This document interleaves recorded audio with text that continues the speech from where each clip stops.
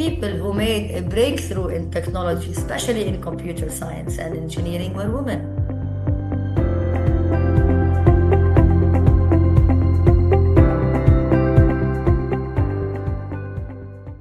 Hello and welcome to Technocracy. I'm Heena Goswami, editorial consultant with IGPP, Institute for Governance, Policies and Politics, New Delhi. A generation ago, access to information, education, and global communities was a privilege reserved for a few. But today, in a world driven by digital revolution, these opportunities have become more inclusive, especially for women. Women who were once restricted by constraints of geography, family roles, or social stigma now find themselves building businesses on Instagram, accessing maternal health information through simple apps, and finding solidarity in online communities. As the world becomes more connected, the possibility of a more equal future seems within reach. But the technology isn't neutral, and the story of artificial intelligence, while promising, reveals both inclusion and invisibility. Artificial intelligence, when designed with care, can act as a great equalizer. In education, personalized AI apps can support girls and women with tailored learning paths, helping them bridge academic gaps caused by societal or economic constraints. In healthcare, AI is already being used to improve early detection of breast and cervical cancer. Despite these gains, the AI ecosystem still reflects long-standing gender disparities. According to UNESCO's Global Gender Equality in Science Report 2021, only 22% of AI professionals worldwide are women, a figure that has remained largely stagnant. This imbalance has serious implications. When the people designing technology don't reflect the diversity of its users, the outcome can be biased and at times dangerous. From voice assistants that respond better to male commands to facial recognition techniques that struggle to identify female faces, especially those with darker skin tones, the cracks in the system are increasingly evident. Consider Amazon's AI recruiting tool that was quietly scrapped after it was found to downgrade resumes with the word women's in them, like women's chess club captain. Google Translate was once assigning male pronouns to doctor and engineers and female pronouns to nurses and caregivers, reinforcing gender stereotypes. These issues aren't just random errors. They are signals that the data used to train AI and the teams building it are missing vital perspectives. And the price is often paid by those already on the margins. Also, as generative AI becomes more advanced, its misuse is beginning to disproportionately harm women, especially those in public life. Deepfake technology, which can fabricate hyper-realistic videos and images, has increasingly been weaponized to silence, shame, and discredit women. These tools are cheap, fast, and accessible, and women are paying the price in mental health, career setbacks, and personal safety. What once required complex software and technical expertise can now be created in seconds using open source AI models. But the threats are not just online. The economic risk of AI automation is deeply gendered. Clerical, administrative, and customer service roles, where women make up a large part of the workforce, are being rapidly automated. Even creative roles in content writing, design, and translation, often seen as flexible employment options for women, are now facing disruption. According to a 2024 McKinsey Global Institute study, women are 1.5 times more likely than men to be in jobs that are at high risk of automation. This is not just about losing work. It is about losing autonomy and access to income, especially for women already operating in the informal sector or as primary caregivers.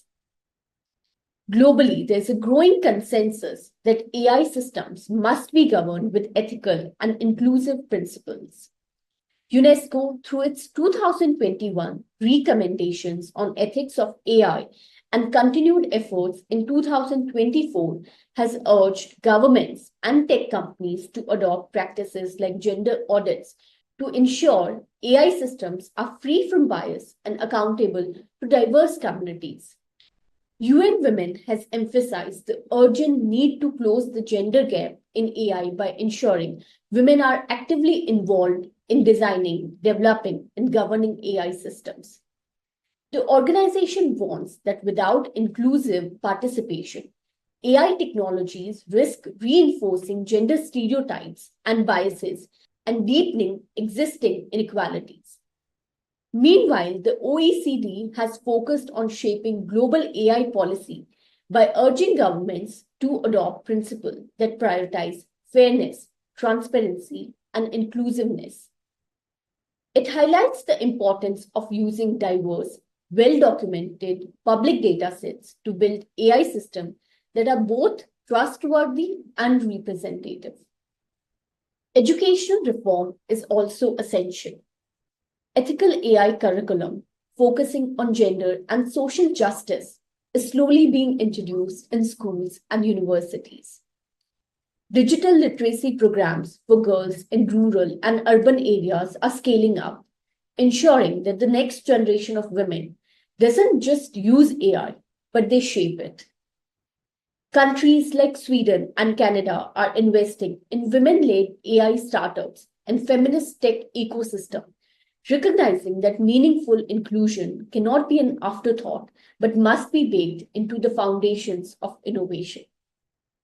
To better understand how AI and digital platforms are shaping gender realities across borders, today we are joined by Dr. Sally Hammoud.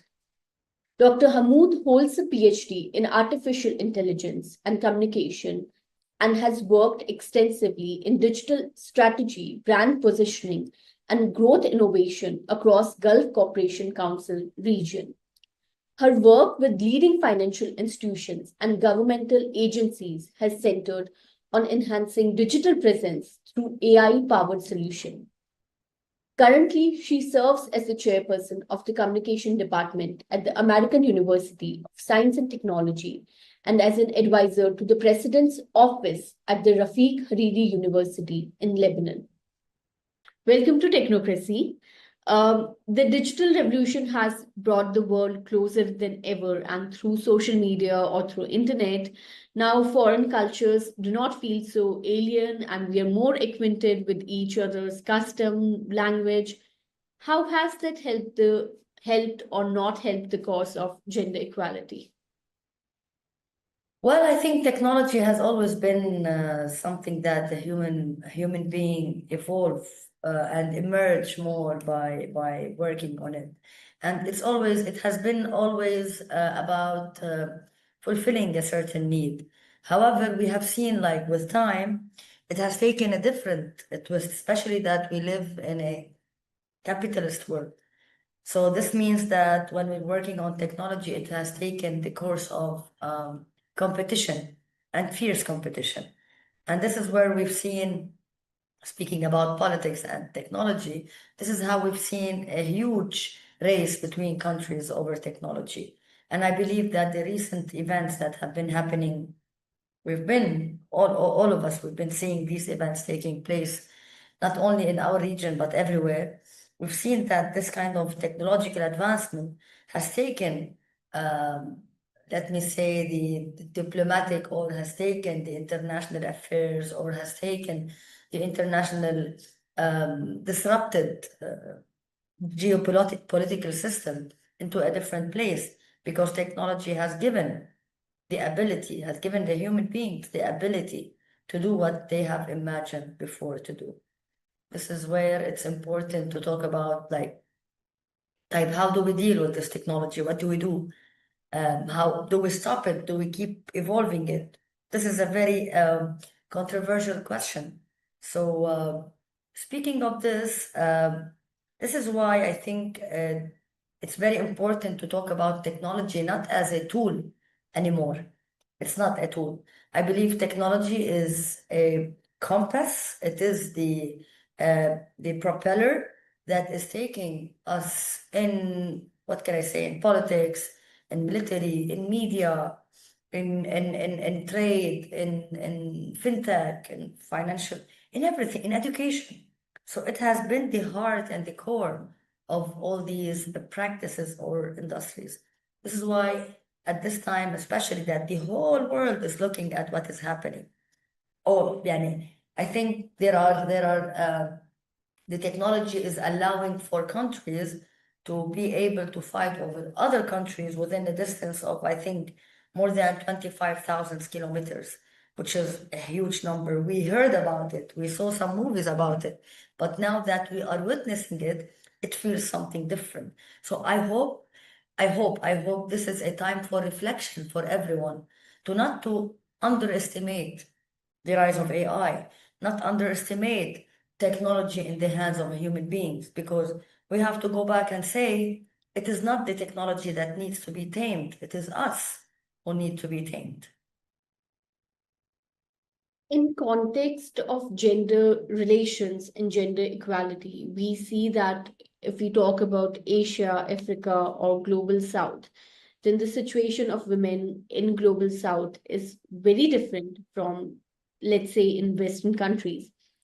How has technology impacted women, gender relations, or the cause of gender equality in East and versus West? Is there a difference, or has the impact of technology been sort of like acted as an equalizer in communities across the world? It's an interesting thing to look at because AI has the ability to minimize or to shrink this gap or the gender gap that you're talking about. But let me say something that we've been always talking about the global south, the north, the east, the west. I believe it's about time we shift or we change these kinds of labels because, for example, I was in Japan last month and I have met women from Central Asia, from Southern Asia, they are part of an organization that is focused on women in technology. So I have seen very, very amazing women. I've seen inspiring projects. I've seen even interesting policies that have been set in place. So having said that, I believe that this is the time where we see that AI has the ability to do so many things. However, now we realize that it's about our policies of how we use it. Yes, it does have the ability to close gaps because we've seen, for example, so many criticism for the large language models. Like if you ask them to generate, for instance, a picture or a photo for a doctor, they would generate a male, while you ask them to generate a picture, they would generate a female. And I believe we are overreacting to this. This is good that we are balancing it, but I believe we are reacting to it. Why? Because we have this kind of biases in ourselves automatically. So this is where it proves my hypothesis or my point that we do need to work on our ethical system, not the other way around, because we are feeding the technology. We are the ones designing this technology. Does technology or AI has the ability to close the gaps? Yes. Between genders? Yes. Even between the poor and the rich, it does. However, from what we have been seeing, it is helping to actually make the gap bigger, at least between the people, the poor people and the rich people, or the vulnerable people and the people that have the ability to produce such tools because of our capital system where competition is everything. Everything is about competition, and AI is very new. So we haven't set any guidelines or rules or, let me say, ethical systems that are robust. Yani we have the EU Act that has been, I think, communicated 3 years ago. However, we have other countries that still haven't decided on their policies regarding the AI. So what I'm trying to say, it has the ability to close the gender gaps and other gaps as well, such as education and knowledge. However, if we are not taking it into the right practice, we will not benefit from it. If everyone is turning their back at trying to find profits from these solutions, or countries are trying to employ such solutions to to know their citizens more, which is brings up the topic of privacy and the surveillance and other things, then I think we will not be having the result that we are aspiring. It does have the ability, and there are a lot of projects that have such an impact. However, if we really want to have a bigger impact, it has to come from a different approach. I looked up your work on online feminist activism, and it was really fascinating. For our audience, can you please elaborate a little on what online feminist activism is and how has it evolved over the years? So we've seen that, for example, when we're talking about activism and in that context that I wrote about social media. And I was kind of looking at the positive side of social media because, social media is similar to how we're talking about AI. Like it is here. It was something new back then, but it is here. It's inevitable. So why don't we benefit from it and actually produce a positive outcome out of it? And this is why I believe it was an excellent place for vocalizing women's demands, women's values, women's requests in different parts, and within different parts of the community: mothers, divorcees, workers, people, women who have been harassed. So it is a place and where you can vocalize more your requests. AI, and when we're talking about AI, definitely we have to talk about the algorithms of these social media platforms. They have been, of course, yeah, they have been preferring or giving preferences for content related to women, which is mostly it reveals some body parts, which is very controversial because that's how the algorithms are. And also, to give the AI the benefit of the doubt, as they say, we are as well like this. And this is why advertising has focused on sometimes objectification of women or sexualization of women, etc., etc. However, you are able to break these algorithms as a user. You are able to pressure those social media platforms to shift their algorithms, or you are able to play around these algorithms and reach your point. This is why it's important to understand how advocacy, when we're talking about feminism, let's say, I think in the articles that I wrote, I covered the story about a journalist, female, whom her daughter was taken away from her, and her ex-husband was a journalist as well. So looking at Shara, she couldn't do anything. He was Iraqi, she was Lebanese, so she couldn't do anything. However, her campaign on social media, the hashtags that he used, the community that supported her, helped to raise awareness around this topic. And you know that social media, they feed on our activities. So the more they see users using these kinds of platforms, they are happy to open these platforms for us, unless it is against their policies, of course, and against some political agendas that they have. However, it worked. Other examples, like, for example, I didn't write about it in the article.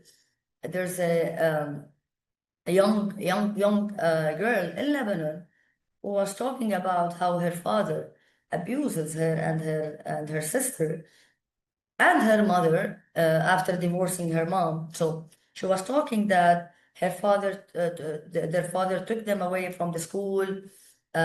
He doesn't give them the allowances. So this, if not for social media, I believe there wouldn't be any vocalizing for these things. And this is where AI comes along, where you see how the algorithms work within these social media platforms.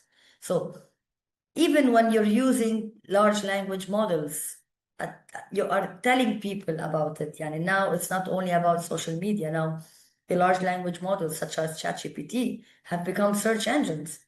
So this is how these kinds of things are shifting, because we know that traditional media has agendas, has gatekeepers, and has some uh, a limited amount of information to be shared. However, social media is not like this.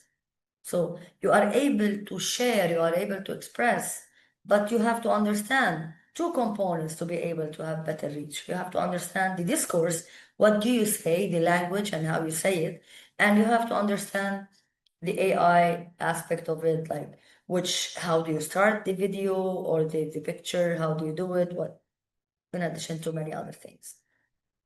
The two patterns you mentioned that it has been some time since you wrote that work, you wrote that paper. And I feel like two things might have slightly shifted. One, that I feel algorithms have made our attention span very short. And now we want to scroll to the next reel, go to the next YouTube short or the reel, the video, whatever, the next reel. And another thing that has happened is there has been a flood of misinformation on social media. In light of these two patterns that I feel are there, and you might differ, how do you feel that online activism has fared? Like, is it still there? Does it still occupy people's mind and imagination? This is an excellent question.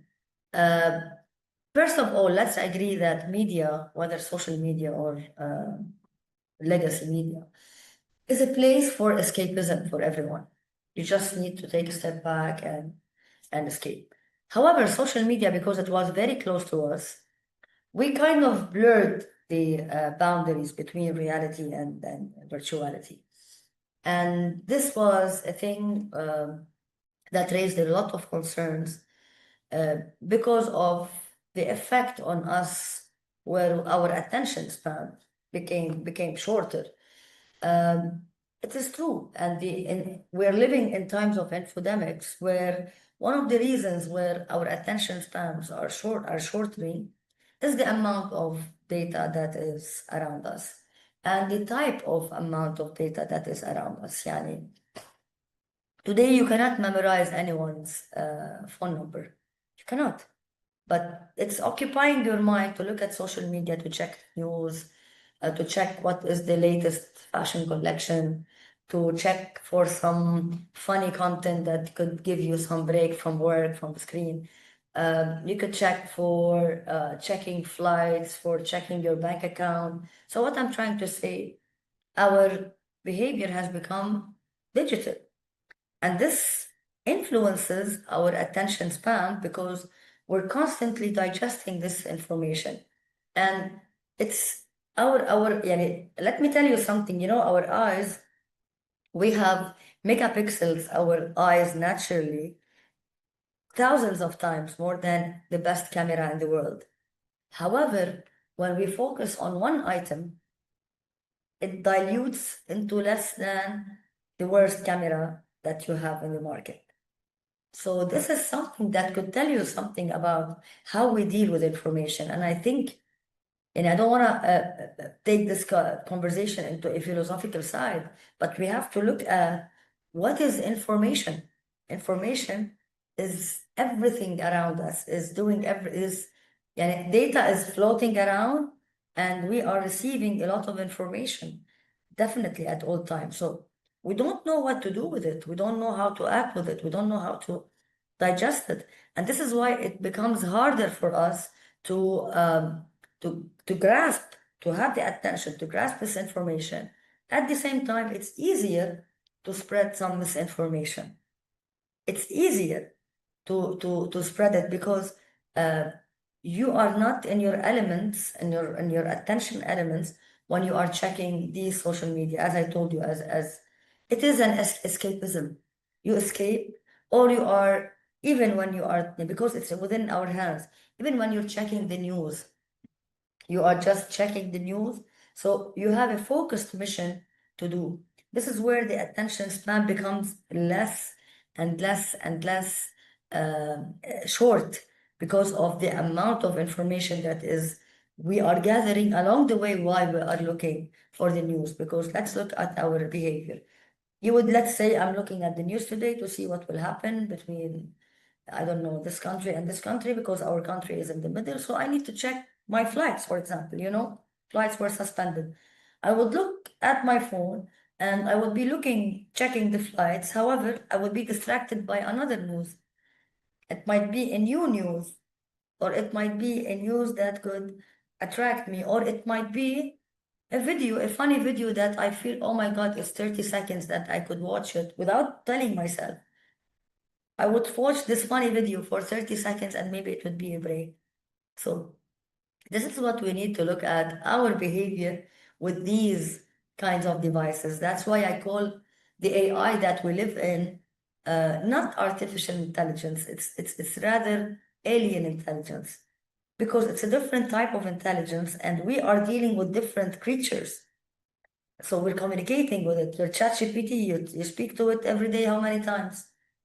You see, like, this is why it's about the lifestyle that we have gotten into, the map, the technological map that has become in front of us is making it harder to integrate information more. That's why it's difficult to educate people today, like me as an educator. I've been telling my colleagues in the department that today we have to think about ourselves not as educators only, we are performers. What I mean is that these people have access to information, but we need to get this information to them and to perform in a way where we are able to extend their attention span for them to understand more. This is really insightful. I mean, I teach, so I know that children nowadays have access to all the information before entering the class. They probably know about the subject because I have read 2 or 3 books. They've gone on the internet and they've searched all the facts. So, very insightful. There are Thank two you. more threats that have emerged for women due to AI. One, as you mentioned, was that social media and algorithms and AI promote a lot of pornographic images, or like show certain parts of um, private parts of women. And obviously, like, we cannot blame that on the technology because that is what also a lot of us want to see, and that is why it's on our feed every day. Uh, and that needs more of social conversation rather than just technical solution. But another threat that has emerged because of technology is that AI adaptation threatens to replace women's job in, for example, content writing or design or translation works. Flex jobs that had flexible work hours that would provide women income opportunities.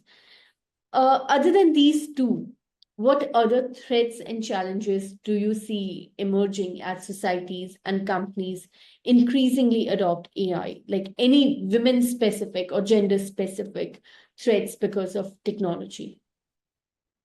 Well, I think that يعني women, and if we're talking about these kinds of differences, uh, we have to address a little bit, just even briefly, what are these discrepancies in the society between men and women before the AI? So let's not blame it on AI.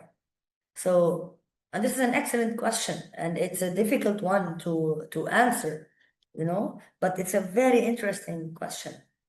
So to answer this question, I would take a step back. I would look at how things shifted in history, how women got into the working sector or whatever, and after the evolution, after the agricultural revolution, we had the industrial one, and this is what brought war. That's what we need. Why it's important to look at history.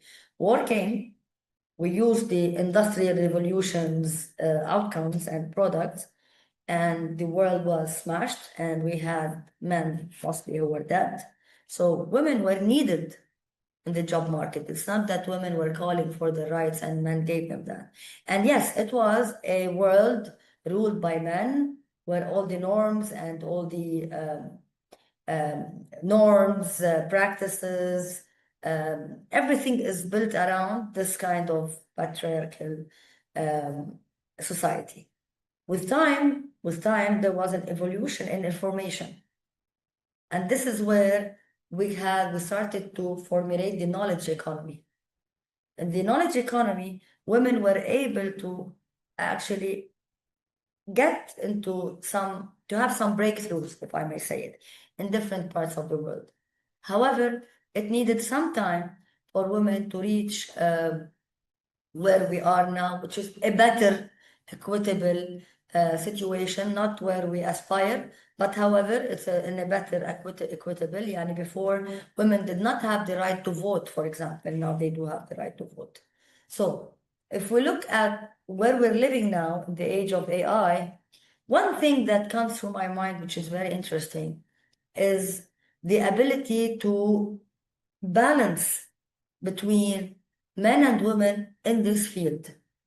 Because before, the alibi was that these women cannot work because it needs some physical activity, it needs some pressure that a woman cannot take. That's why many women were, maybe they had the mentality of being engineers, for example, or being computer scientists, but it was an idea that was a little bit difficult. Although, if you look at history, the people who made a breakthrough in technology, especially in computer science and engineering, were women. But their names were left unnoticed. And this is where AI can be a solution for closing this gender gap, because now women have the same, I won't say have the same opportunity, yet the same opportunities, but I have to say that they are appreciated more than before. You as an educator, I think you have noticed that women are, not because I am a woman, but I've noticed that there are many brilliant women in different fields, and they are much disciplined. They are much, they believe that they have to work hard to gain what they have. Mostly men or boys or whatever males that would teach, or at least I'd speak about myself. It is something within them, which I don't blame them, but the society has given them already that privilege. However, women, they have to work hard to reach where they are. So this is where this industry is opening its doors for women to participate in the creation of these solutions, AI solutions.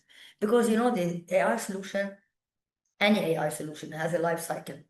So when you are integrating diversity, and one of them is the gender diversity, then you are able to produce a robust and a more equitable solution. Now, what we need next and what we are working on to make this work further and to learn from our mistakes, because as I told you, so many women, they were left unnoticed through history because it was a world that was ruled mainly by men. However, now we do have the opportunity to have women, and a good number of women, which we haven't reached yet, unfortunately, in leadership positions in technological companies. We need these kinds of presence. We need CEOs, we need executives, we need C-level people, because these are people who get into the policy making. So now, yes, we're talking about AI in an approach which is down to top, as they say, because people started using AI. It has, after commercializing many of its solutions, that's excellent, but it has been there since the 50s.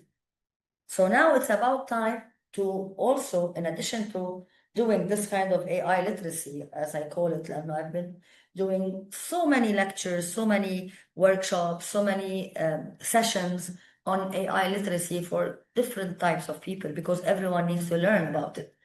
However, this is not the only thing we have to do. We have to go to people who are policymakers to start working on these types of policies, these types of practices that could preserve or could help us learn from our mistakes in previous life. Thank you so much, Dr. Hammoud, for joining us. Thank you so much for this very insightful and engaging conversation. If you enjoyed watching this episode of Technocracy, please like, share, and subscribe to our channel. For more AI related conversation, you can also watch IGPP Expert Talks AI Special Series.